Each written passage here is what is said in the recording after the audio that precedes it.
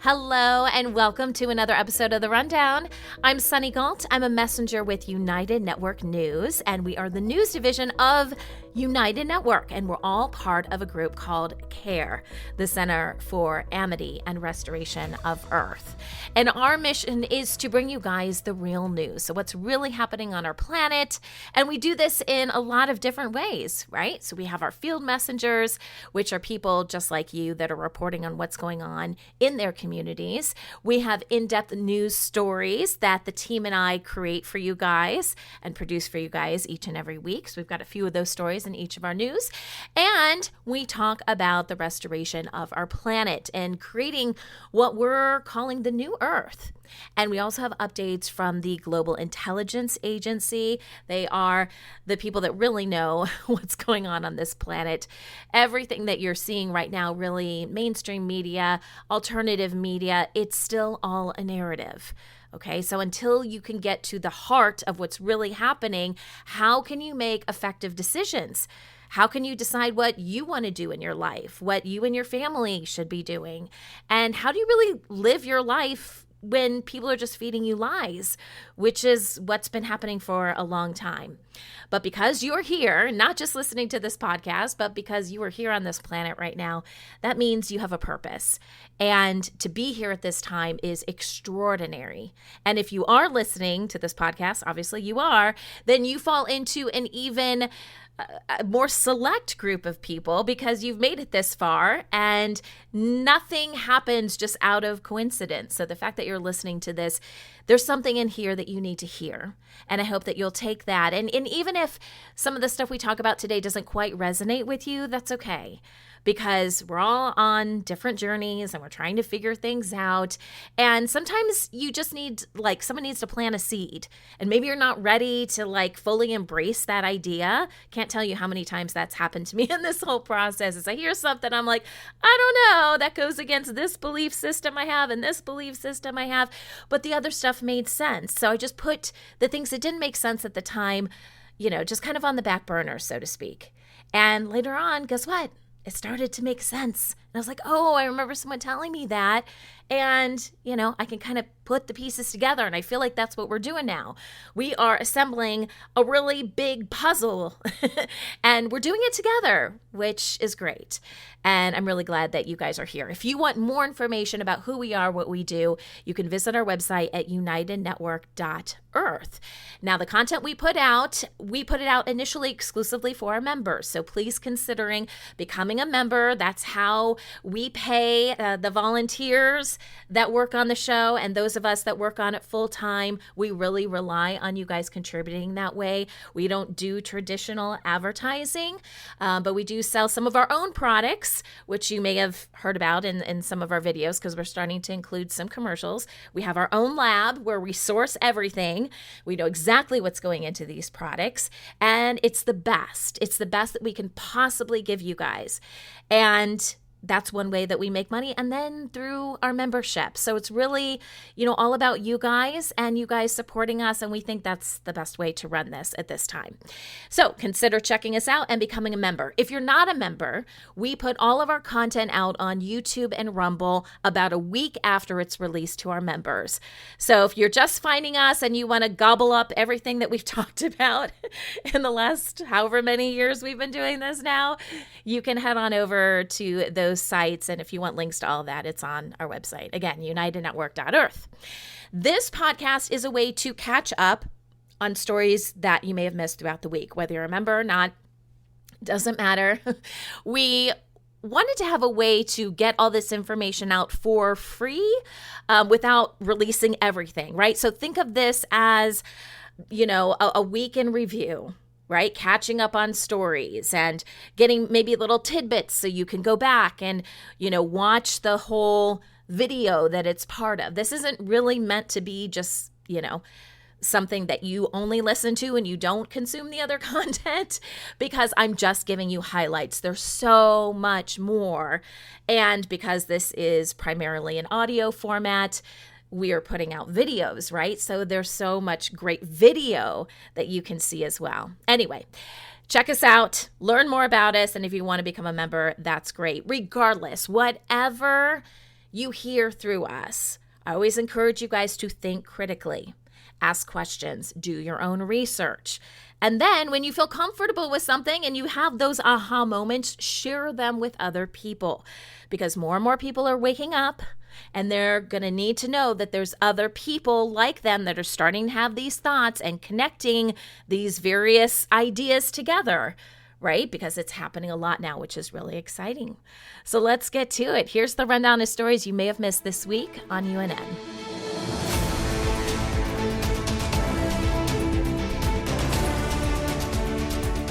Kicking things off with our field messenger reports.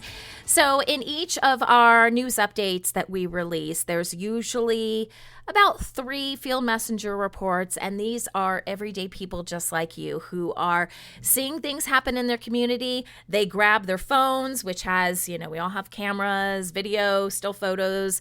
They even have really good microphones on these cameras now, and you can do a whole story. I've done this multiple times. I didn't have my equipment with me, and I was in a place where a story was taking place, and, I just used what I had, which was my phone. And that's what our field messengers do. They send us the information, and then we have a production team that takes that information, puts it together in a story format, and then we put it on our news updates that we release to you guys. So let's talk about what was discussed this week. Emma out of Spain talks about bank fees in her area that are soaring right now. This is specifically if you are withdrawing money. And she says she's done, a little bit of research in her area. She saw it jump from 1.8 euros to 7 euros, practically overnight. And when something like that questions, like anytime anyone's holding your money, and we're going to talk about this a little bit more in the GIA report, they're pretty desperate right now because the powers that be, powers that were, because they don't have much control anymore, they are broke. So when you see them trying to control your money in various ways, that should be a red flag. And that's exactly what Emma saw. So she's questioning their motives behind these sharp increases. And really, it's the customers that are left to shoulder these rising costs. All right, Amy, who is typically out of New Jersey, but she was in California, because even though if you're traveling or whatever, you can report from wherever you're at. So Amy was in LA, and she tried out a Waymo autonomous car. All right, so Waymo, the company is associated with the Alphabet company, with Google, right? So this is their self-driving cars. It's the service behind it. And of course, they tout this as the future of transport. I'm waiting for teleportation. I don't get very excited about Waymo cars. I'm like, you know what? I just want to think it and be there because I know that's how I've traveled in the past, and I find that to be much more efficient. But okay, we're here. We're on this planet now, so let's talk about this. All right, so these cars, according to Amy, they're easy to book. They're fully driverless. She says her ride was smooth, safe, and surprisingly simple. And in her case, the fleet of cars were all Jaguar cars. That's a really high-end car. She says they were all electric and they were SUVs. So it might be different in different areas, but that's her experience.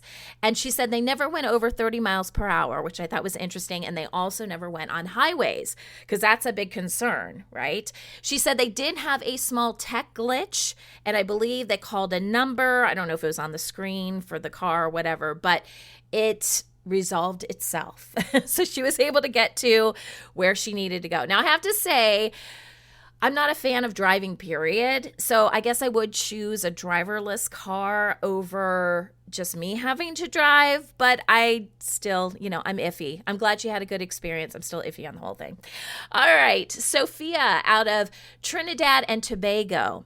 She talks about inner light guidance, specifically with a group of children. We've got a couple stories about this week, and I've interviewed people in the past, and we know that we have New Earth children, right? We have children that are coming to this planet right now that have a completely different skill set. And They view the world differently. Their skills are also coming online, or if you want to call them, their gifts are coming online a lot faster. And so in this situation, I believe Sophia, actually, she has a grandson, and she started with a group of kids in her area, and she really took on the responsibility of testing their intuition through blindfolded exercises that connect them with their inner awareness. So you really got to see the video on this, guys. It's fascinating how easy it was for kids to do these things completely blindfolded, the confidence they had, and just to think about how this could impact them in their everyday lives. And by the way, it was done remotely as well. So she started with working with kids in her living room, and then she also tested the concept through the computer, and they could still do it. That's incredible. All right, Monica out of Romania takes us to the Constanța Casino in Romania. This is an update for her because she has shown us this casino before. It is now fully restored and reopened after 2 decades of abandonment. So completely abandoned, and then they started this project. It opened again on May 21st of this year, 2025. She says it was a 5-year renovation process. And yeah, it's kind of crazy how that works out, but it's beautiful. Again, one of those things you really have to see. Maria from Poland. This is another extrasensory perception story. So in a small town in Poland, she says the impossible has become possible with young minds exploring new potential. So she reports on this town event. So it wasn't just something in her living room or something she conducted on her own, but there was a town event where kids could come to test their extrasensory perception. And this was fascinating. I remember part of the video was there was an adult that drew kind of a line, like a wavy line. And then there was a child who, blindfolded, was able to trace the line and did it perfectly. That's just crazy. Crazy in a good way, right? This particular event was for children between 3 and 18 years old. By the way, adults can do this too. We just have to get over the mindset of, I can't do this. This is silly. Why am I doing this? In fact, I ordered, and haven't been really good about practicing, I'll be fully honest, but I ordered a bunch of flashcards that had like colors on them, shapes on them. I think I had the alphabet and some simple words. And my goal this coming year, because I homeschool my girls, my goal is to start incorporating this into their curriculum, their homeschooling curriculum. So not only will they have the regular stuff, but we're going to start to really explore the extrasensory perception that they have. And I think it'll be really interesting too. I want to do some tests because they're identical twins. So I don't know, maybe I'll do a field messenger report on my findings. It's going to be fascinating. All right, Soraya from Florida gives us a little bit of background about this healing tincture that she uses that seems to be working wonders for her. Now, quick disclaimer here, all of our bodies are a little bit different, right? And also your belief system behind whether or not something's going to work is going to impact how these products affect your body. However, she had a very personal thing happen to her where a dog attacked her, and I can't remember exactly how many months ago it was, but she was bit on the face, and I also think bit on the leg. And she used a product called DMSO, which stands for dimethyl sulfoside. I looked it up because she doesn't mention the name of it in the video, I don't think. Anyway, she was applying this, and I believe she said aloe vera. So she mixed it, and then her bite marks were completely gone after 4 months. So we're sharing information. Again, everybody's a little bit different, but if that's something that resonates with you, maybe that's something to have around your house. You never know when it might come in handy. Nabirye Annette from Uganda brings us a story of the sugarcane harvest in her area. Now, sugarcane is an important source of income for many families in Uganda. So this is kind of a sneak peek on how it all works.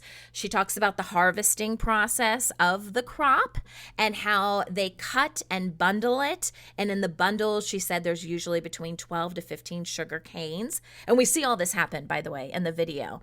She said you have to bundle 37 of those units or bundles. You've got to put 37 of those bundles together in order to earn $1. So just kind of wrap your head around that for a second. Mazi Uchenna from Nigeria talks about some really important but natural medicine that they use in their area. And this is from the Igbo tribe. And obviously, a lot of us are thinking about going back to the more natural way of doing things. In this case, it's with the plant cassava. And these are traditional remedies that are really helping their whole community, specifically with treating infections and upset stomachs. So again, anytime you can go back to nature, right? Nature has the cure for really anything that we need. And so he tells us the process of peeling the shell and the cassava stem, and then you cook it like in a pot for 30, 45 minutes, and then you drink it. And you drink it in the morning as well as at nighttime for 2 weeks, depending on your situation. And it's doing wonders for them. So again, one of these things we're sharing because maybe something like that could work for you as well. And Gisela from Greece takes us to the Sifnos Island. It is in the heart of the Aegean Sea. It's beautiful. This is one of those videos you just got to check out for yourself. Amazing architecture. It's an ancient site. The beaches are incredible. And the community seems lovely as well. So she was on a trip and just decided to show us this area of the world and all of its charm. It actually, interestingly enough, has a lot of churches or those small kind of temples. And when I first, because I'm watching the video, right? And some of it reminded me of some Epstein Island stuff. You know how that kind of looks like a little temple. I'm not saying that's going on where Gisela was at, but it kind of makes me wonder the need for all of those little temples. I'm just throwing a question out there, right? But obviously, a beautiful place, it seems, and a nice place to vacation. Moving on to some of the news stories, the more in-depth stories that the team and I have been working on for you guys for this week. Let's talk about clothing and recycling of clothing in the EU. Mountains of discarded clothing are piling up around the world. It is making the fashion industry one of the planet's worst polluters. We talked about that before. They emit more carbon than international flights and shipping combined. Here's a little bit more about this problem that our whole world is struggling with right now. 92 million tons of textile waste is produced every year. An estimated 11.3 million tons of textile waste end up in landfills, which makes 500,000 tons of microplastics. The fashion industry produces 20% of global wastewater. It takes about 2,700 litres to produce one cotton shirt and 7,600 litres of water to produce a pair of jeans. The market size was valued at over £95 million in 2021 and is projected to reach over £222 million by 2030. So here's the good news. A new initiative in Prague is offering hope.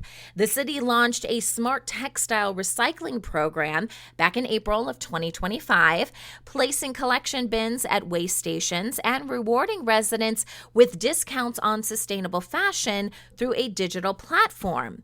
This effort builds on a new Czech law requiring textile recycling, and it has already diverted more than 6 tons of clothing from landfills. Other countries like France, Sweden, and the Netherlands are taking similar steps, though challenges remain, especially with mixed material garments that are difficult to recycle. However, with innovation, legislation, and community action all working together, textile waste is finally being seen not as garbage, but as a resource for real change.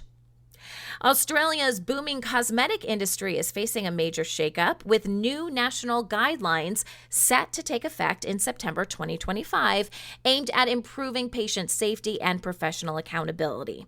Under the changes, nurses and dentists working with injectables like Botox and fillers must meet stricter training and experience requirements, including a full year of clinical practice and hands-on instruction in anatomy and patient care.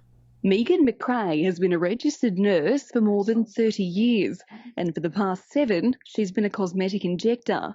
Now she's been told she's not qualified to open her medicine cabinet. It just seems like a tax on vanity, honestly, and an attack on women-led businesses.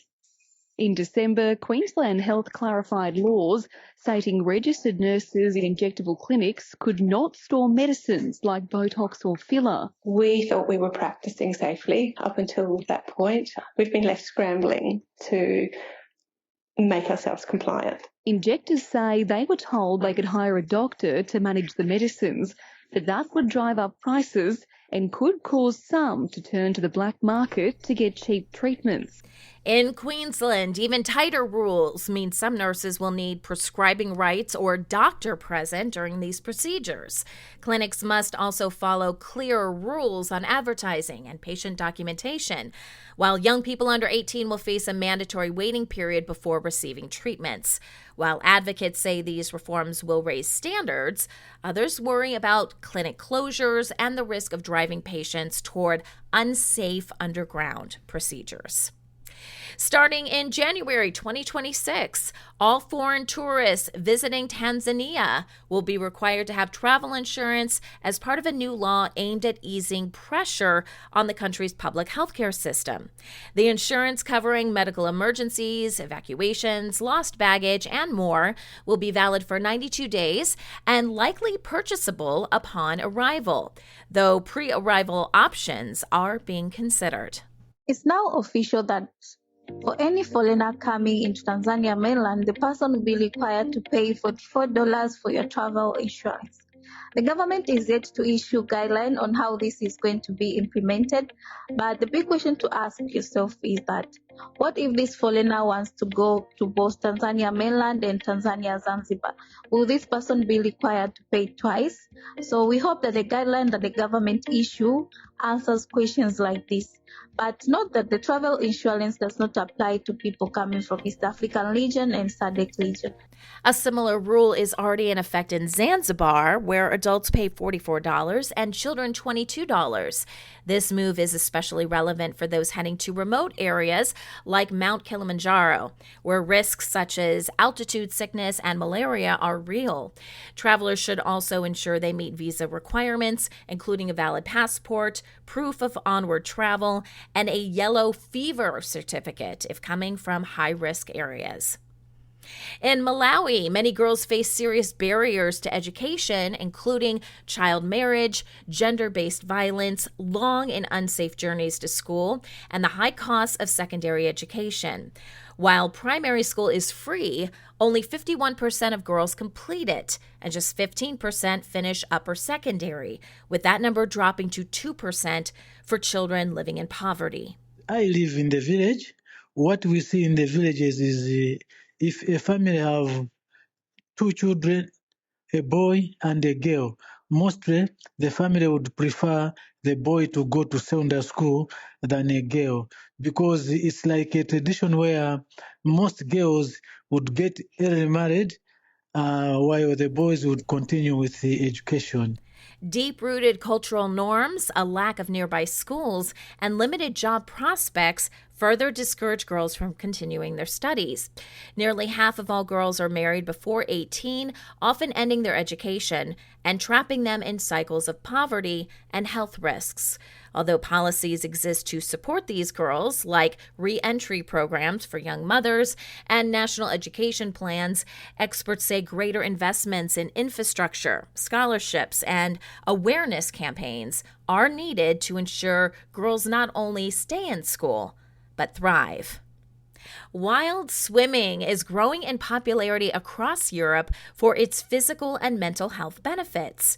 But polluted rivers are still a major barrier, especially in urban areas like the UK, where most rivers are in poor condition. So why is our water so polluted? It's a mixture of agricultural runoff, which is mostly fertilizers and pesticides used on farms, and human waste, aka number ones and twos, which spill into our rivers and seas when sewage systems become overloaded. When there's a storm or heavy rainfall, that's more likely to happen. Sewage systems should be built to withstand a certain amount of extreme weather. But the UK's infrastructure is getting very old and badly in need of an upgrade and repairs. Cities like Berlin, Vienna, Paris, and Amsterdam are showing what's possible with determination and investment, transforming once toxic waterways into safe swimming spots. Switzerland stands out as a model, having gone from widespread river pollution in the 1960s to pristine waters today thanks to near universal access to advanced wastewater treatment. While only 37% of Europe's surface waters currently meet good ecological standards, the momentum for cleaner rivers is building, and the EU's plan to restore 25,000 kilometers of free-flowing rivers by 2030 offers hope for a future where jumping into a city river feels natural and safe. Turkey has launched a nationwide campaign encouraging citizens to publicly check their weight and BMI as part of an effort to combat its worsening obesity crisis, which right now is the highest in Europe. The initiative, which ran from May to July 2025, offered free screenings and referrals to government health centers for diet and lifestyle counseling. While officials say it's about awareness, critics argue it lacks real substance, especially given deeper issues like soaring food prices, limited access to healthy meals, and a shrinking number of public dietitians. Experts warn rising obesity is being fueled by cheap processed foods, aggressive junk food marketing, and pesticide-laced produce, especially in low-income communities. With projections showing nearly all adults in Turkey could be obese by 2060, advocates say the country needs more than public weigh-ins. It needs systemic reforms and long-term investment in nutrition, regulation, and healthcare support. Dental amalgam fillings, commonly known as silver fillings, have sparked growing controversy due to their mercury content, which can release toxic vapors during everyday activities, like simple things, chewing or grinding your teeth. Once praised for being durable and affordable, these fillings are now linked to health risks, such as mercury poisoning, neurological damage, and complications during pregnancy. Are amalgam or mercury filling truly safe? There are various scientific data about toxic metal amalgam filling. Number one, the predominant source of human exposure to toxic mercury is from metal amalgam fillings. Number two, when your dentist removes your mercury or amalgam filling, it cannot go to the suction, then to the environment because of accumulative and persistent toxicity of mercury to our environment. While the U.S. FDA has issued warnings for high-risk groups, millions still have these fillings, and safe removal remains a challenge. Meanwhile, the European Union is phasing them out entirely by 2025 to reduce mercury pollution. Critics argue without stricter regulations and better public awareness, continued use may pose serious long-term health and environmental threats. Queensland in Australia has made Jack's Law permanent, allowing police to use handheld metal detectors, known as wanding, to randomly search for weapons in public spaces without a warrant. Named after 17-year-old Jack Beasley, who was fatally stabbed in 2019, the law was originally a trial aimed at curbing knife violence. But now it has no expiration date. It's already underway in shopping centres. Just quickly warn you guys, because you're in a shopping centre, just looking for knives and everything. Rolled out at sporting venues, safe night precincts and public transport stops. What I'm going to do is just going to place you under arrest for possession of a knife in a public place. Soon anyone should expect to be wanted anytime and anywhere. We're not going to wait for another violent crime. There already has been lives lost and violent crimes committed outside of those prescribed locations. While government officials claim it's effective, critics argue that it lacks evidence of impact, removes safeguards like oversight and reporting, and may lead to racial profiling and civil rights concerns. Experts say true prevention lies in addressing root causes like poverty, mental health, and domestic violence, which Wanding does not tackle. Period tracking apps may seem like helpful tools for managing reproductive health, but a new report warns they're quietly collecting and monetizing deeply personal data, often without users' full awareness. Researchers from the University of Cambridge and investigations by outlets like the Financial Times reveal popular apps like Flow, which is spelled F-L-O, share sensitive information with advertisers and tech companies, turning details like pregnancy status or symptoms into profit. Big update on the viral lawsuit against Flow, the period tracking app that was sharing info with Meta and Google. Well, Google just agreed to settle. Yup, just weeks before trial. Here's what happened. Users accused Google of violating California's privacy law by pulling reproductive data from the Flow app using tracking tools without consent. This all blew up after a 2019 Wall Street Journal investigation and a separate FTC probe into Flow's kind of sketchy data sharing practices. Fast forward to now, the judge certified a class of nationwide people who used the Flow app between late 2016 and early 2019. Google tried to fight back with a summary judgment motion, lost, and now it's settling moments before trial. Because these apps aren't protected by medical privacy laws, data can be used to infer everything from political views to sexual identity. With real-world cases of government surveillance tied to menstrual data, experts are calling for stronger regulation, better transparency, and safer alternatives to protect users in an increasingly data-driven world. Now it's time for some of the highlights this week from the Global Intelligence Agency.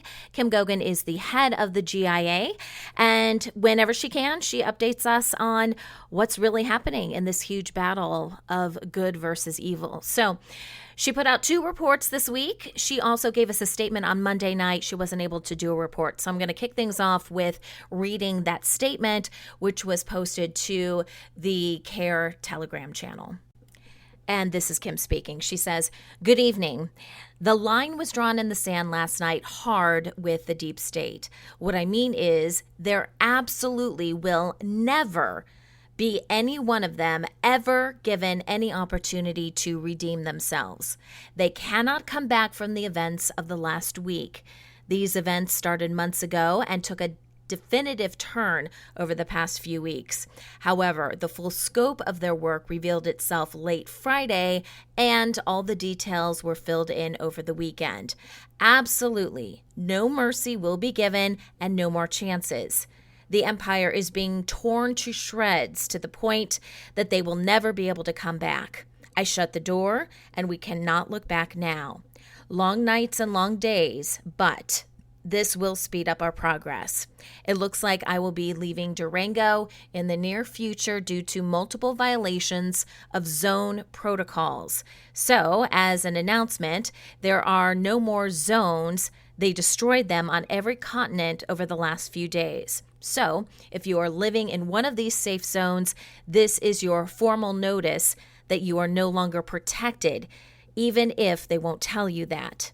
Same goes for safe houses and other protection programs afforded in the past. I will give you a full update as soon as it is safe to do so." Okay, so on Wednesday, she was able to put out a report, and she started, if you haven't heard Kim talk about how she ended up in Durango, which is one of those safe zones that she was talking about, and it turns out she learned over this last week it is so much more than that. We're going to talk more about that. But it is one of those locations. There's a lot of military generals and other people that end up going to Durango in retirement. And so she talks about how she was invited there as a guest and the quote unquote protections being in a safe zone is supposed to provide. So again, if you haven't heard her talk about that before, I encourage you guys to go back and listen to the start of Wednesday's report. The first soundbite that I want to play, though, is why she made the comment of they're messing with these zones and basically she's going to have to move because she's just as safe anywhere else as she is in these zones now because they are no longer safe. So here is Kim talking about a covenant that favored the dark side that was set to expire. Of course, the deep state didn't want that to happen. They wanted to renew it, and there's no way Kim would do that. So they decided to steal something from her, and it really backfired. Take a listen. Now, over the course of several years, there's been a lot of interesting experiences I've had here. And by interesting experiences, I knew, at least for the last few years, that they were using me as a battery. I mean, I knew that. I mean, I knew how to kind of counteract that. But I am a prime battery, according to them. But the events of the last 4 to 5 days have been extremely unusual. And by unusual, there has been a lot of effort to use me for their purposes. Now, whether the people around here locally knew that or not, I don't know. I mean, but I know what they were trying to do, which was ultimately to steal my breath. And by breath, I don't mean the oxygen that I breathe in the air and that kind of thing. I mean my essence, my breath, the source of your life. Without breath, source breathes breath into your soul, and then you become life. That is how life is formed. At least organic life is anyway. And by stealing my life, or trying to steal my breath, this causes an extreme amount of pain. I mean, I have to say energy drains are nothing compared to what I experienced in the last few days. So the purpose of me being here in this zone was not to power some space contraption they wanted me to power. The purpose of me being here was so that I wouldn't feel extreme pain and that I could live a life. I leave them alone, they leave me alone. This is the deal. Like, this is how it's been. I know that there have been a lot of people that have come here over the years that have wanted to meet, and I say use the term meet lightly, but threaten, try to force me to do things I don't want to do, all that kind of stuff. And I know that they have prevented that. And in part, that is their job, and it had nothing to do with me personally. I know that it is a zone violation to cause someone physical harm while they are in the zone, especially as a guest or an asset. They're here for one of two reasons. The extreme amount of pain that I felt over the last few days kind of counts as a violation. I do know that per the order of those that claim to own or run the zones, they were not supposed to do this. Now, the whole reason why they were trying to do this was because a covenant was going to expire and they needed me to renew it. They knew I would not willingly do it, so they thought that they would do it for me, kind of like forging your signature on a covenant. That's pretty much what they tried to do. They tried to use then my breath or life force to renew a covenant that I was not going to do. And I've told you, and I'll explain a little bit more about that. So in doing so, it causes a lot of problems, until I finally found the base root of the problem. And then I'm like, okay, well, that didn't happen. You can't forge a covenant, by the way. You can't steal someone's life force, energy, breath, and renew a covenant. You can't do it. But these people don't know that, and they just think that they're, can do anything they want to do, and let's force it to happen. Some of them even thought they were quote unquote helping me by buying some time. No, literally buying time, meaning they wanted me to renew agreements having to do with time. Now, that covenant was very old and had to be renewed every few thousand years or so. And, because I am here now and would be that person, they thought that they could do whatever they wanted with me. But that didn't happen. Okay, so we talked last week about the portal that opened up in Silverton, Colorado. And we're going to provide a little bit more background for that and what led, why Silverton? As I mentioned last week, I was there last October. It is a very strange place. My friends and I literally felt like we were walking in on a vacant movie set. The vibe is very strange. You can tell that there are non-human beings there. And it's almost like you did step into a portal. That's actually a great way to look at it. It's like you stepped out of time. You were in the Twilight Zone. I don't know how else to explain it. It is a very weird place to be. And to better explain this, Kim got out her whiteboard. Now, most of what she says, I'm a visual person, so I like to see things on a whiteboard.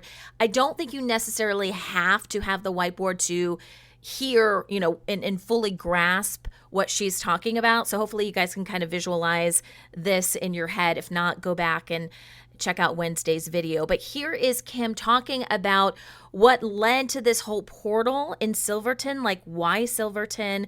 It comes back to our planet, and it's about our sun. And maybe our original sun isn't the sun that we see in the sky. Very interesting. Take a listen. I've told you that so there was a portal in Silverton. From time to time, that portal has been open and closed and opened and closed all throughout history. It wasn't always a major portal, but it became a portal after that covenant originally was signed. Not by me, but by someone else. The strange and unusual activities of Silverton came to be because of the way Earth was originally structured and what they did to Silverton. So we're going to talk first about how Earth originally was before the wars here and before, let's just say, things got rough. So to have an understanding of that, and I think I might have mentioned this in the past, I'm going to try to use this whiteboard. We did end up fixing it a little bit. So I'm going to use that and try to explain. So, maybe I won't be using it. Okay, let's see. There we go. So we have Earth. Now, it's important to understand Earth was designed and created by Source. It was designed originally to be a co-creator with what ended up being after the seas were parted, meaning there was two sides of Source. There was a dark side and a light side of Source, I should say, or a gold and a black gold side of Source. And then Earth was created, and then there were three because it takes three to create. And I've mentioned this to you before. Earth did not have a sun like the one you see today. When you go look up in the sky, it didn't have that kind of a sun. Earth had a central sun. Earth's central sun provided it with heat based on natural fission. It is not a nuclear fission. It is done with energy and in a different type of energy generation, but fission. Now, the central sun became a central point, almost like the womb of the omniverse. The central sun would produce unlimited amounts of atoms and quarks and preons, and we talked a little bit about this when we discussed the Phoenix situation. So the central sun was basically a source of all creation, at least matter creation. Let's call it matter creation. So other planets, were formed from Earth and in the likeness of Earth, beings, moons, pretty much everything you hear about and know about space and the galaxy and other galaxies and stars you see, and are talked about even on the internet. So once we know and we understand that fact, then you'll understand what happened. So Earth became a prized possession because it could extend itself into every single density in the omniverse. So long ago, when the war really heated up between lower astral beings and upper astral beings, or the ones that fell, so to speak, Earth needed to be captured in order to control all of creation. Controlling source, not an option, not dark or light. However, you could merely overlay it and potentially use the energy of source. But by controlling the central sun of Earth, you could essentially control the omniverse. Now, the being that achieved this at one point in time was Astaroth. Astaroth became extremely powerful because he created the source of all false creation. And this actually relates even to AI systems and the structure here on Earth, so you can understand what's happening right now. It is chaos out there. It is complete and utter total chaos. Now, so now what Astaroth actually did is he could not utilize the central sun directly. He could merely only overlay it to create new things. The central sun served as a major portal and reactor, natural reactor, for creating, from energy, perpetuating energy and all life of source. Source breathed life and breath into Earth. Astaroth originally stole the breath of Earth. Wasn't an easy task to do, but he did. But that was the first time that the covenant had changed. And also, you could say, began artificial creation throughout the entire omniverse.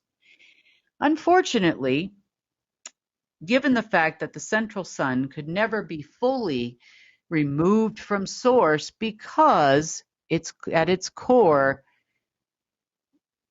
it was actually source, just like it is in all of you. So overlaying it, definitely an option. Now, overlaying the central sun and creating a sophon or a photon elsewhere was important. Elsewhere on Earth, anywhere else. You see, Earth served as, at that time, it was 9 densities up, 9 densities down, and 9 belonged to the dark side and 9 belonged to the light side, and Earth was kind of smack dab in the middle. So you could say conquering Earth would allow you to conquer all these other densities. And you've probably heard, if you've been around for a while, you've probably heard of the Tree of Life. It's in the Kabbalah. It's in a lot of spiritual teachings as well, not only Judaism. So the 12-tree grid is often spoke about.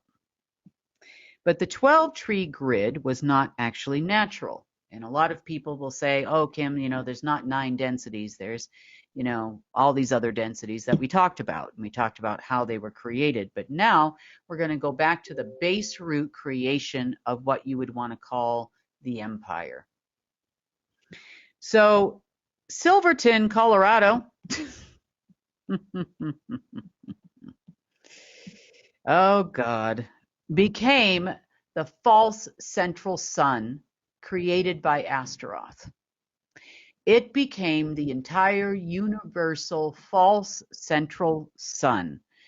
He did that by mirroring the central sun from the center of Earth over to Silverton, Colorado.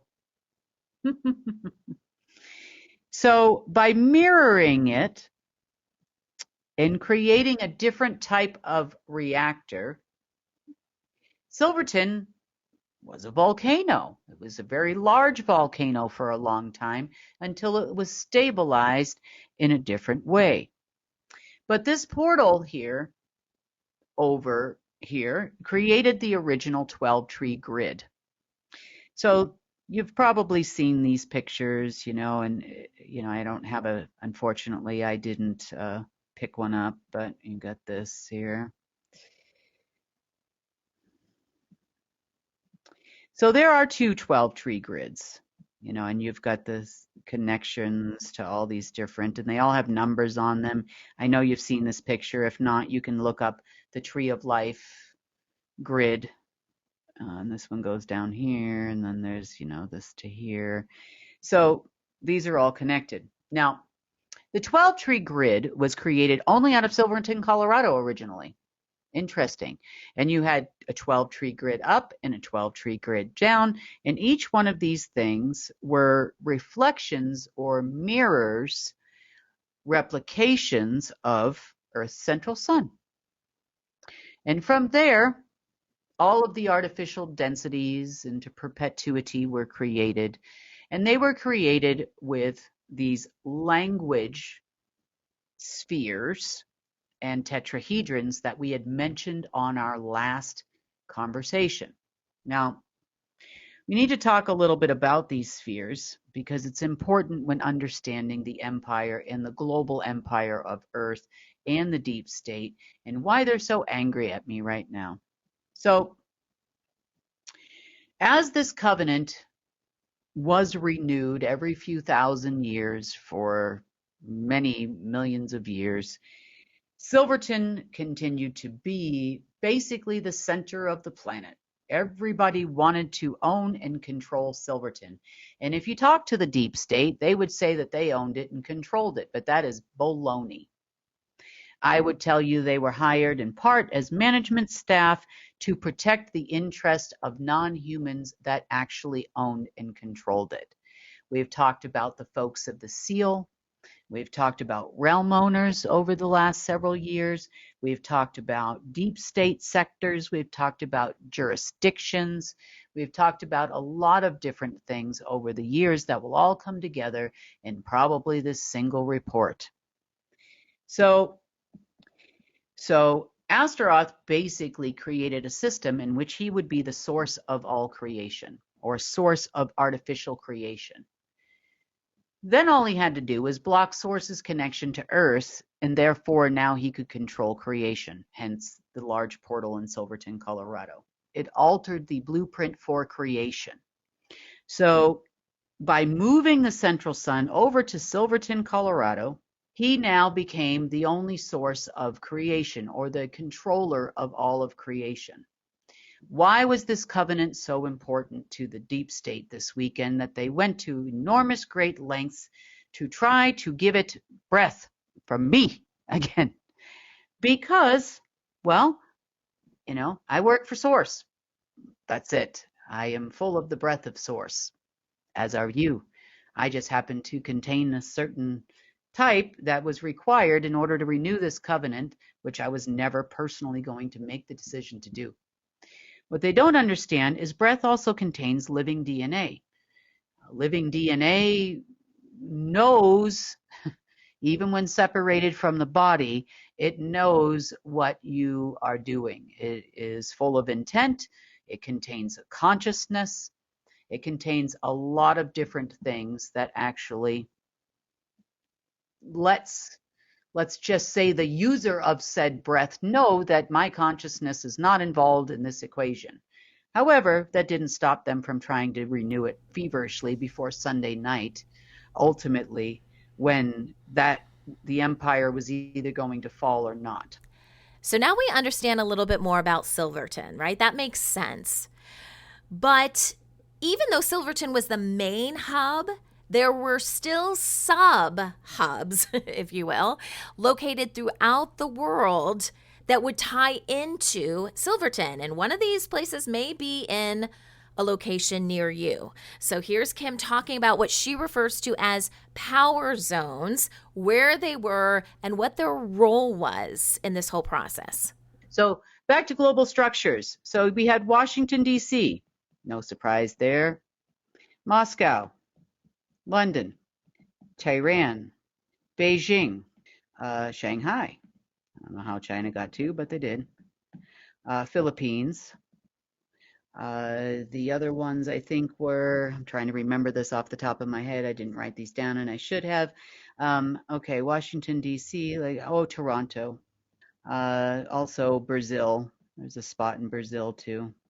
In banking terms, and political terms, and pretty much in every way possible you could say it, control systems of the 5 main factors were located in these areas. Now, these were what you call a subgrid. So these were subgrids of these kingdom spheres and stones and all of these types of things, which then all tied back to Silverton, Colorado.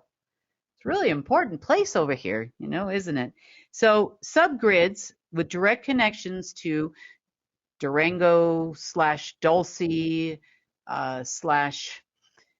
/ Silverton, all of these places, nothing happens in any of these places without it reconnecting to here. Now, the reason why they built Dulce to be such a massive base, which really extends for about 150 miles underground, is because it was a command and control center for the entire planet Earth. Every single political maneuver, every single financial maneuver, every single media maneuver, every single military maneuver, intelligence maneuver came from right under my feet at one point in time, until a few years ago when that main center was cut off.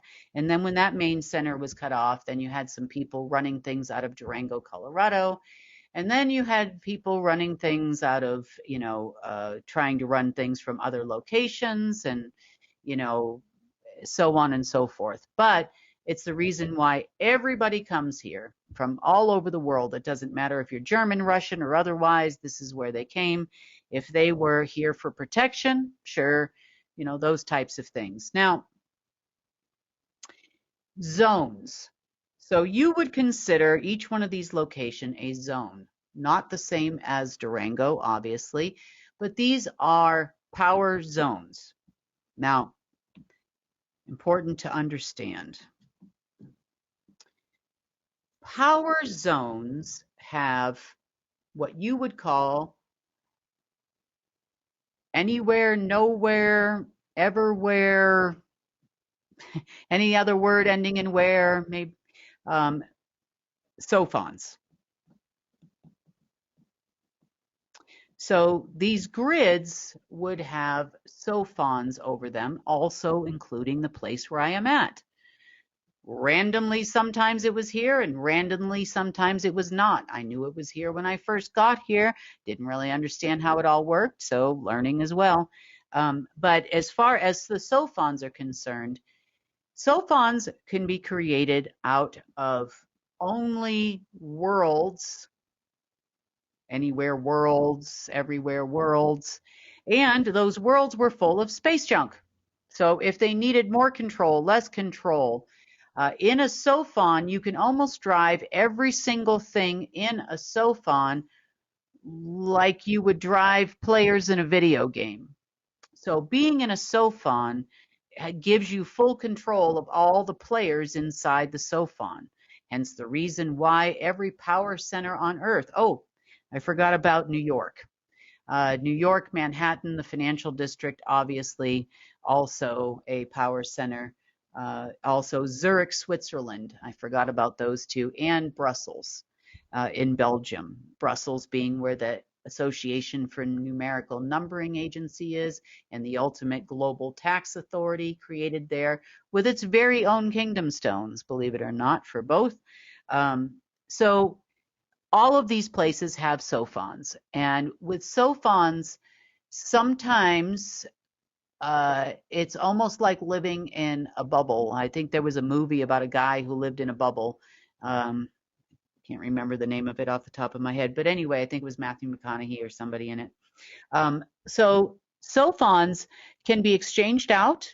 You can change the SOFON, you can change the environment. For the most part, you could consider them sub-sector holograms. You can insert people in the SOFON, take people out of the SOFON. A lot of the ACIO militaries, also known as the Secret Space Program militaries, could travel through other bases and other worlds, can bring things from other worlds into this world using a SOFON. Some of the weather events you see, they also were, the weather actually had its own kingdom. The amount of massive control of this planet, not only by humans, but also by any one of the empire or kingdom owners in the omniverse, was insane. But global structures and management staff, such as knights and kingdoms and the Order of the Dragon, and forget about complaining about Trump or any of those people, because it's just pointless, because they're just management staff, which could be controlled if they were located in a SOFON at any given moment in time, like a robot. Frequencies are sent through the vibration balls, and AI systems take control, and they can be controlled by anywhere in the omniverse, or could have been. So trying to fire up this system and get access to the main global center point, because they were losing access everywhere, was the utmost important for the survival of, for example, the knights in the tables. And this is where the conflicts came in. See, the knights know the restrictions. Did they know how you could use breath or not? I doubt it, because otherwise they wouldn't have broke the covenant. They had a meeting with AI-generated Abraxas 3 days ago. And the AI-generated Abraxas told them, you have violated all the rules. You cannot forge a covenant. It will not work. And now the empire is falling apart. And that's true. We have been ripping omniversal, universal, and global empires and kingdoms and just to shreds. We have all but gotten rid of every single thing that was ever in Silverton and replaced it back with the central sun of Earth. So they're right. We are doing that. The central sun of Earth is now again the point of creation. Nothing is created out of Silverton. There's been a couple of, when you pull something out, sometimes you get a little backlash from it. We've been having that for the last 3 days too. This thing extended all the way to what you would call the abyss, or our version of hell, beyond hell, beyond in densities darker than dark source, the densities that go beyond that source. So in the real world of things, the tables, the knights, the ones that are responsible for protecting and ensuring the stability of the empire, not only the empires elsewhere, but also the empires on Earth, have failed their job. They were given a short window with which to fix it. That was a 48-hour window that was given on Monday night. Part of the reason why I wasn't on the phone, I was listening to this meeting. They then had a meeting with all the operatives that are working for them, known as your Secret Space Program operatives, probably also some local people here. That's actually a fact. And they said, fix it. They also said that they cannot hold up the zones for much longer, which is true. They also said that they can no longer afford to protect them should they continue. And by protect them, they meant from the owners of the empire, the owners of the global empires, not from anyone else. Communication lines are cut. No one's answering the phone. Another meeting took place later on this afternoon. They failed to achieve their objective in the last few days. If anything, it's gotten worse, and all bets are off. Every bit of information about every human, every person, every operative in every single zone, everywhere was released. They felt that they could save themselves if they did so. They also informed them that they're stepping back, meaning they didn't say they surrendered, they just said they're stepping back. They're stepping back because they can't touch anything, or they know they're going to die. Now, that is still on the table. See, because when you break a major covenant like that, all bets are off. Okay, so that wraps up Wednesday's report. Then on, well, it wasn't actually Friday. Normally she would release a report on Friday, but she released a report on Saturday. And she started by talking about some of the things that people are talking about in the news right now. So you may have heard information about the Federal Reserve and their chairman, Jerome Powell, and things going on between him and Trump, and something about the Fed renovating the basement, some weird...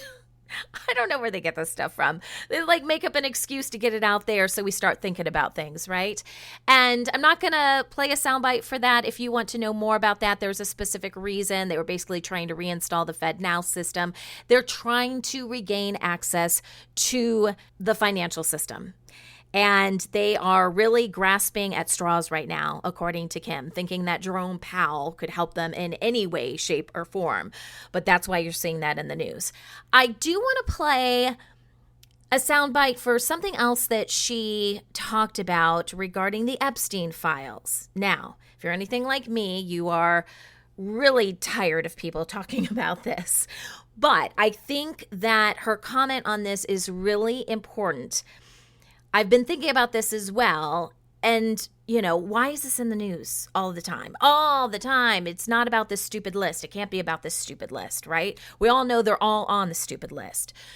But what is this really about? So I'm just going to let Kim talk about this. And I really think that we need to keep this in mind, not just for ourselves, but for the people that we care about, if they're talking about this Epstein stuff a lot. So here's Kim giving her take on what she thinks is going on. This show, and it is a show, about releasing the Epstein files, be careful with this one because of what we are hearing that they would like to do behind the scenes. So Epstein is the name of a person. And we hadn't heard anything about it in quite a long time. It's been a number of years since he allegedly committed suicide and, moved somewhere else. But when a lot of people focus on wanting to see the files, they want the files. Remember, and I'm just here to remind you that the Epstein is also the name of a virus called Epstein-Barr, mononucleosis by another name. It's also behind the long COVID virus. So it is a herpes virus. It is one that was created and manufactured by the same programs and people that keep pushing this name out there. I can't quite figure out why they keep pushing these files and dangling the carrot in front of all the people that want to know and want to see the files. I'm wondering if when you say, I really want to see those files, what you're saying is, I would like to have some of that virus. Remember, most of these viruses, almost all viruses and parasites, are not natural. They are generated by AI systems, for lack of a better term. And Usually these things are perpetuated, and I'm not even going to say controlled. I'm going to say accessible at certain times when it was permitted to perpetuate them throughout humanity by the ACIO. But still, they're having trouble manifesting or bringing these things to, let's just say, fruition. And they've got some really big plans behind the scenes that I'd want to mention to you. And I caution you when I tell you this. I'm telling you this because I want, when you start to focus on the news, you start to focus on things in the media, things that are popping up everywhere in social media, be it cancer or, there's all kinds of things that float around there. I want to caution you on where you put your focus. I also want to caution you about fear. Fear is false evidence appearing real. It gets your adrenaline pumping, your cortisol pumping. It also allows for them to loosh you in a different way. Therefore, most of the programs that they have out there for social media, and there's a lot, I've seen all kinds of crap this week. Oh, here comes the emergency broadcast system. It's all going to happen now, and nothing happens. I think another one of those days ending in Y is Monday, where they feel there's an alignment with, I think, Sedna or something on Monday, and that's going to help them get something or do something. As far as we can tell, there's nothing really about to happen to help them in any way. But the circus behind the scenes is all about human control. You see, we're getting increasingly difficult to control. And at a time when a lot of humanity is waking up and they are starting to question things and they are looking for information and looking for what's really going on and then getting angry about what's really going on. Behind the scenes, the ACIO's main goal right now, because that's pretty much where the majority of the influence comes from that's on this planet, at least as it relates to, herding us cattle, so to speak, we call humans. Behind the scenes, they would like to have more control over your mind, body, soul, neurological systems, the amount of time you are on this planet, that type of thing. And they are really pushing hard for that. They also would like to push hard to have you spend as much time as possible on electronic devices, because their ability to influence you through the air, such as frequencies and those types of things, is becoming increasingly limited. Therefore, they have really been testing and pushing programs through electronics. Now, I encourage you, because of this, to spend as much time away from electronics as possible. I know we want to get the news and we order things online these days and that kind of thing, and that's fine. But, as necessary, let's just say.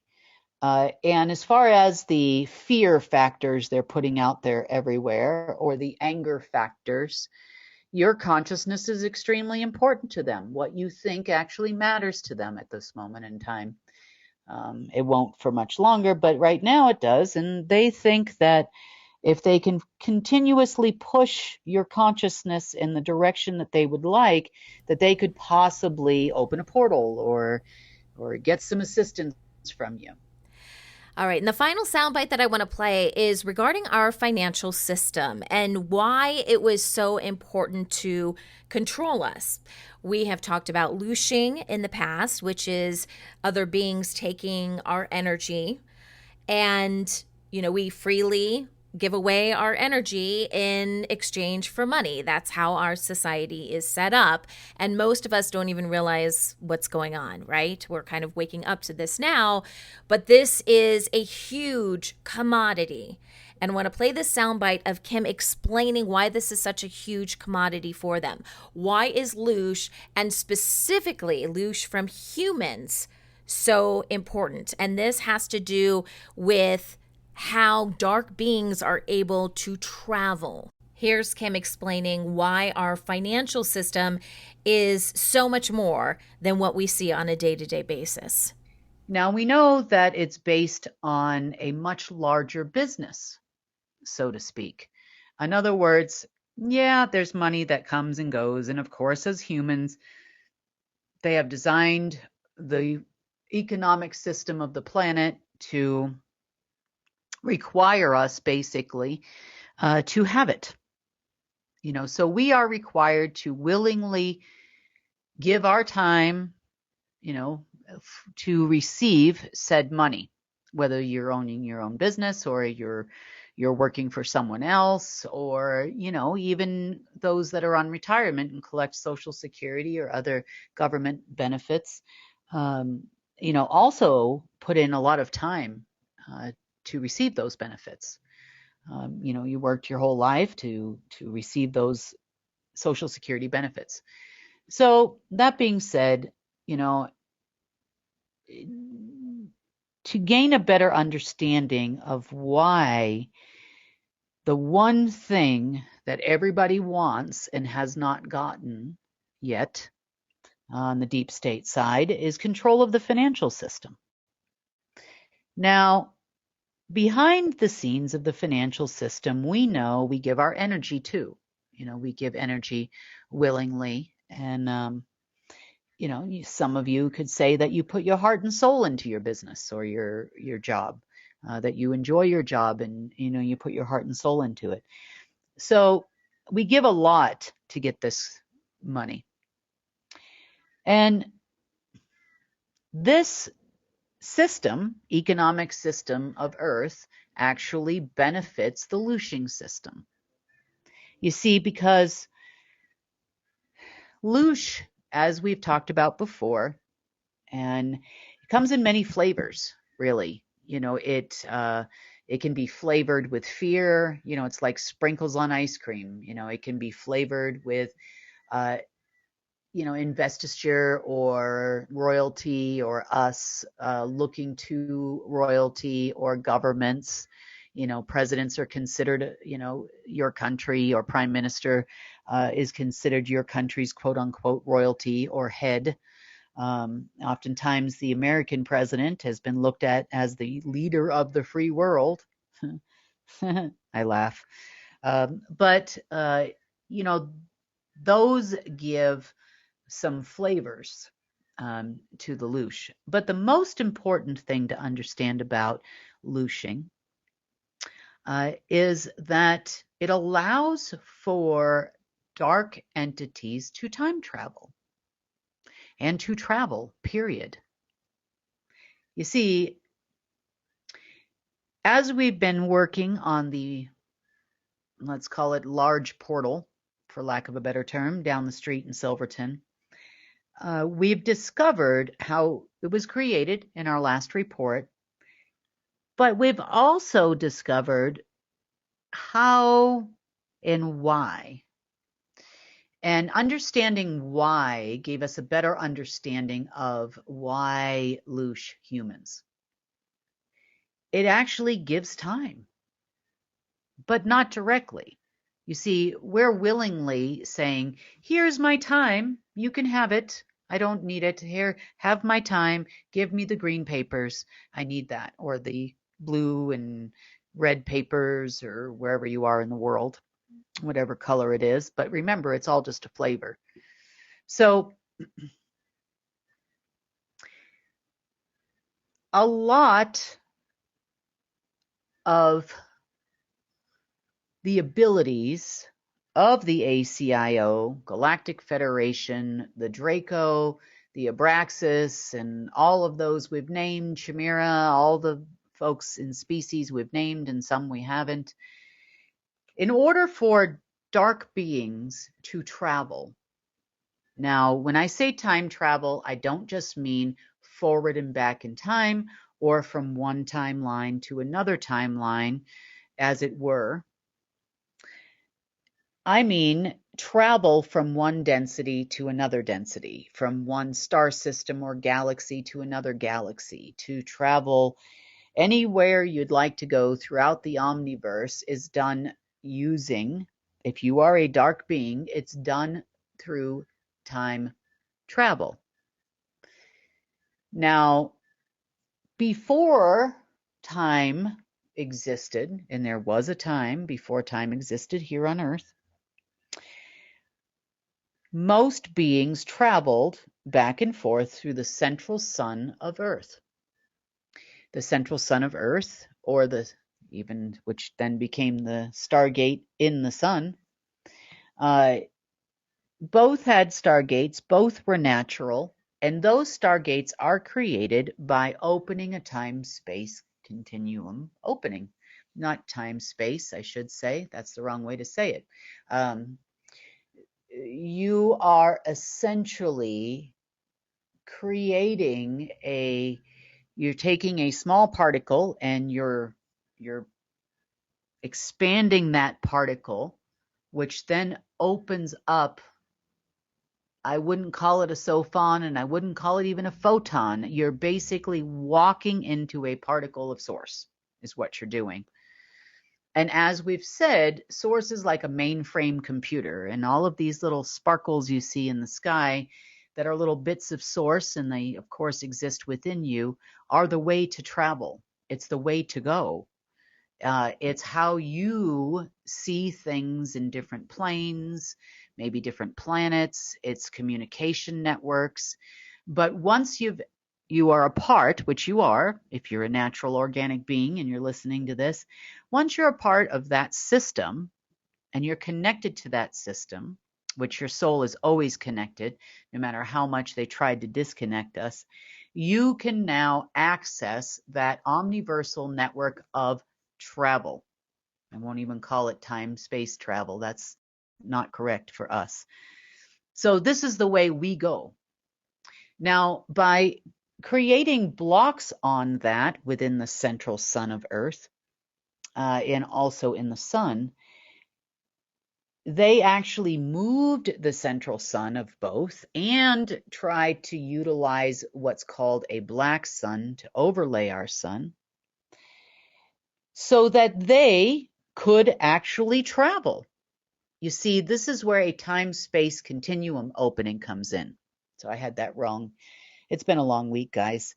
So a time-space continuum opening is when you take time itself and you open a quote-unquote space or dark breath, for lack of a better term, and then travel commences.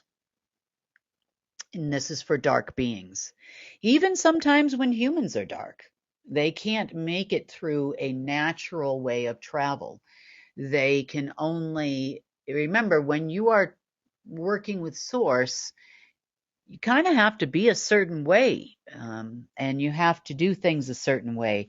It's the same reason why all the systems that we build do not do what they want us to do, our systems to do. So time itself is the ultimate commodity of the omniverse. Everybody wants it. It is better than gold. It's better than dust. It's better than all of the other elements combined. Time is the commodity that everybody wants, or used to be when they were all there. Time is what gives, time space is what gives the dark beings such as Astaroth or Marduk, Enki Enlil, Lucifer, you name it, Artemis, what gives them the ability to travel throughout the omniverse, to fight wars and conquer other planets and galaxies. And the center of that for the entire omniverse is here in this galaxy.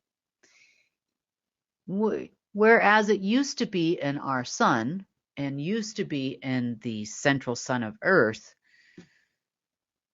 when the planet was quote unquote conquered, I'm going to say for a time, a short time, which in the grand scheme of the omniverse, for us it seems like an eternity, but for all intents and purposes, it's not been that long. And they moved the central sun over to Silverton and also then reflected that out to the sun and the moon and other planets in this galaxy. That gave them the ability to install time portals.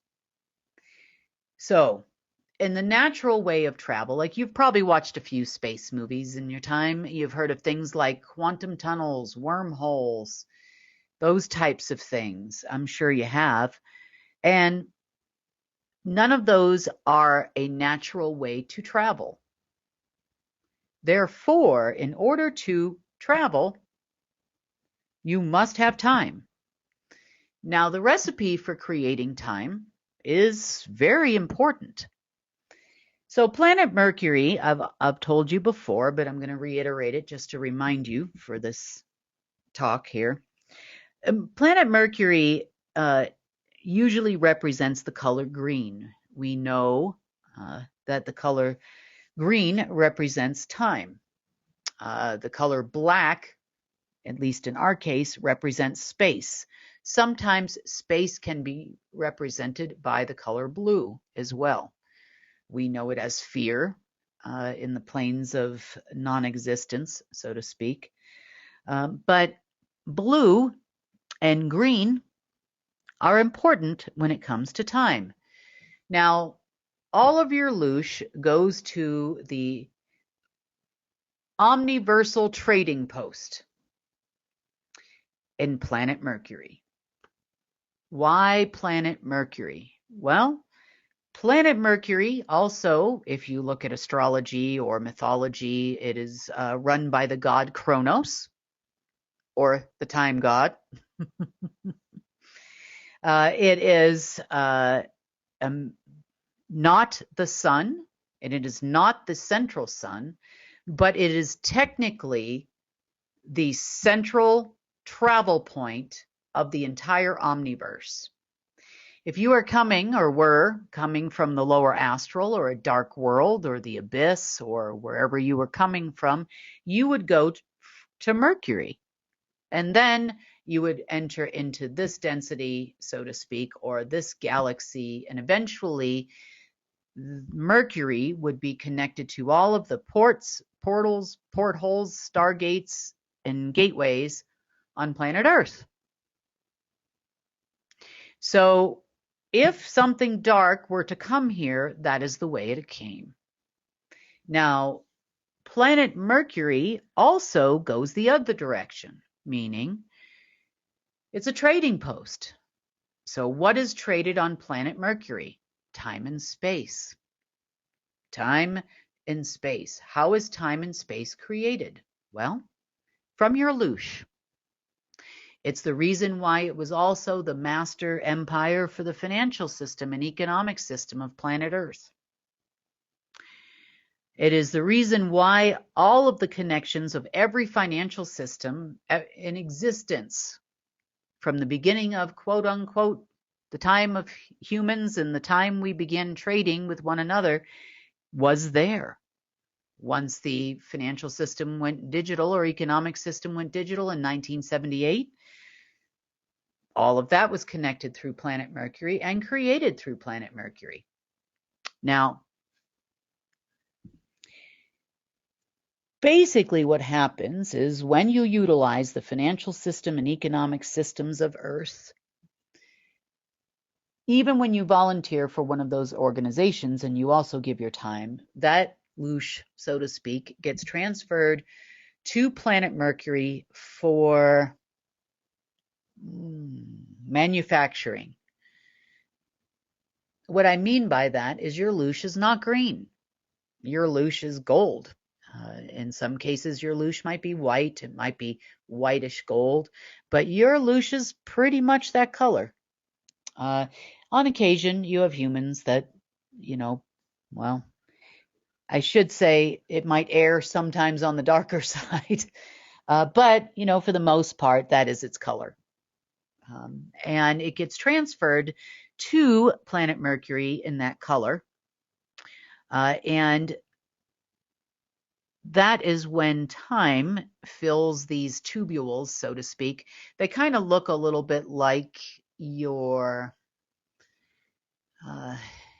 are vacuum sealed, that type of thing, but they kind of look a little bit like, if you've ever been to a drive-through bank and they give you those little canisters, they're a little bit bigger than that, but the ends twist and that type of thing. They sort of look like that. And time is used in space. So the opposite of space is breath. So taking your breath is important. And the opposite of time is basically love, because they're both currents. So your energy is also important too, don't get me wrong, but all of this occurs and all gets funneled to planet Mercury. Now, on occasion, some of it is then sent to other planets in this galaxy. So, for example, if they needed causal time space, that's where they were going, or are they coming from, then that would be a combo of what is produced on planet Mercury. It would then go to Mars and then back to Mercury. And then that is the point at which it would depart for the entire omniverse for its supply chain, for all those that buy time and space. Interesting. Now, for the humans here on Earth, meaning the ACIO, Galactic Federation / SSP, Secret Space Program operatives, they too must have time and space and Loosh. They cannot get anywhere. They can't open a portal. They can't open a portal to an AI system. They can't bring an AI system here or make it go away without time and space. Now, taking over portals has to be done by unwinding has to be done by unwinding this entire system. Now, when it became clear to them that this system was breaking down earlier this week, one of the things they did was call to all of their people, and they have humans that are elsewhere within the omniverse or universes or this galaxy or anywhere else, and say, come back. So they all hurried back, but they didn't end up going to planet Mercury where they used to always go. They ended up going to the central sun of Earth because someone somewhere may have just gotten rid of that other portal because we don't need it. So when they came through the central sun of Earth and came out through a portal, so to speak, that was close on the surface, for example, in the Strait of Magellan was one location, the Strait of Hormuz was another, Gibraltar another, the strait between Gibraltar and I think it's Algeria, if I remember. When they came out through these locations, they didn't look like a normal human anymore. Now, they looked like a normal human before they got in. They just didn't come out exactly that way. For example, humans' arms are usually on your right and left side. Some of them had them coming out their, chest somewhere, as an example. Our nose is in the middle of our face, generally, close to, and theirs might have been, maybe 4 or 5 inches off to the side. So these almost looked like human experimented humans by the time they came out the other end. They were extremely angry, mainly at me, because their focus was all about me. They couldn't wait to get here and attack me. I can tell you it was a rough day. I believe that was on Thursday, and a rough night till we found them all and started getting rid of them because they didn't need to be here, and they certainly couldn't walk the planet with everybody else. would scare the crap out of everybody, the way they looked. But, it just goes to prove the point to these people, to at least the ACIO, and to, I guess, so you understand, humans. And if you choose to have, for example, a large vessel full of humans, and you are going through a I keep wanting to say time-space continuum. That's not what I should say.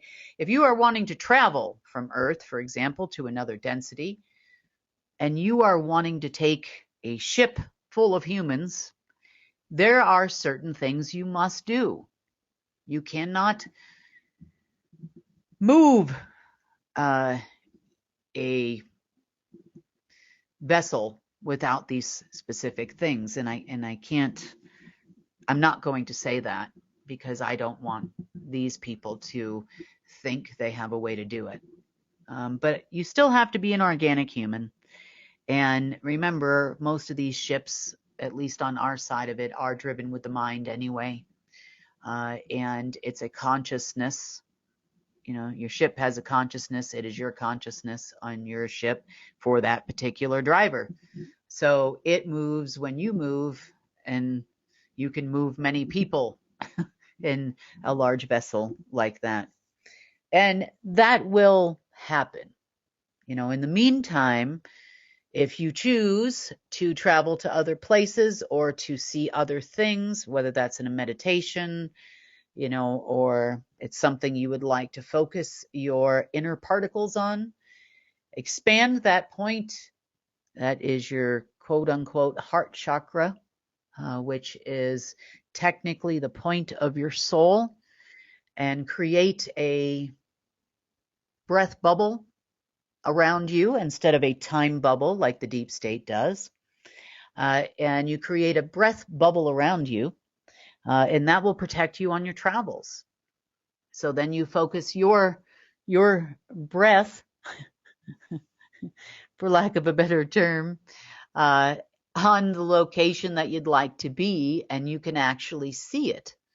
It's almost like if you were to go diving underwater in a glass submarine. You can see all the things around you and that type of thing. You can go anywhere you want. The environment doesn't have to be the same as our environment here for you to be there. It's not like they say in the movies, and you can see a lot of things. So you should have no problem leaving here at this time. It's going to take practice, and we're going to end up having schools, I'm sure, under care to teach people how to do these types of things.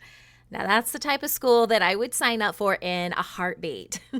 It's interesting, as I was listening to Kim, the first time I heard that report, I was reminded of how many times I have had dreams. Let's just call them dreams. I don't really think they were dreams. I think I was traveling in some capacity, but it happened when I laid my physical body down at nighttime.